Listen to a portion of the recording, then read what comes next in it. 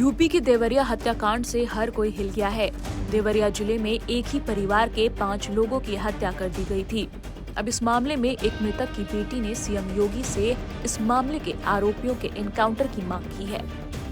देवरिया हत्याकांड में मृतक सत्यप्रकाश दुबे की बड़ी बेटी शोभिता ने कहा है कि हत्यारों को कोर्ट से फांसी की सजा दी जाए या फिर आरोपियों का एनकाउंटर कर दिया जाए।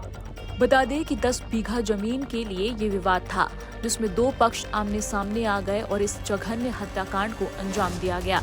इस हत्याकांड में सत्यप्रकाश दुबे, उसकी पत्नी, 2 बेटी और एक बेटे की हत्या कर दी गई।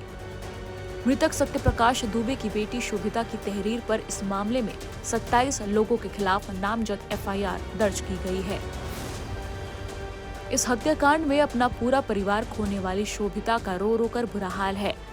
मृतक सत्यप्रकाश दुबे की बेटी शोभिता ने यूपी के सीएम योगी आदित्यनाथ से इस मामले में न्याय की अपील की है और आरोपियों को फांसी या एनकाउंटर की बात कही है।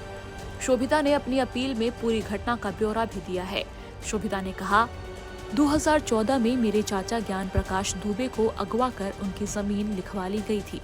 मेरे पिता सत्यप्रकाश दुबे ने इसको लेकर कोर्ट में मुकदमा किया था। उसके बाद से ही हमलावर पक्ष ने हमारे पूरे परिवार को खत्म करने का प्लान बना लिया था, जिसमें वो 2 अक्टूबर को सफल हो गए। इस मामले में तहसीलदार, एसडीएम और एसओ सबकी मिलीभगत है, क्योंकि जब भी हम लोग शिकायत करते थे तो ये लोग हमलावर पक्ष पर कोई कार्रवाई नहीं करते थे।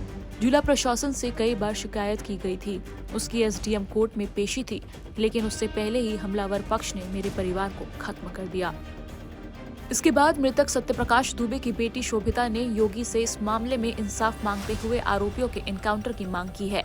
शोभिता ने कहा, मेरे परिवार को खत्म करने वालों का एनकाउंटर किया जाए, उनको जमीन में मिला दीजिए, उनका सर्वनाश होना चाहिए।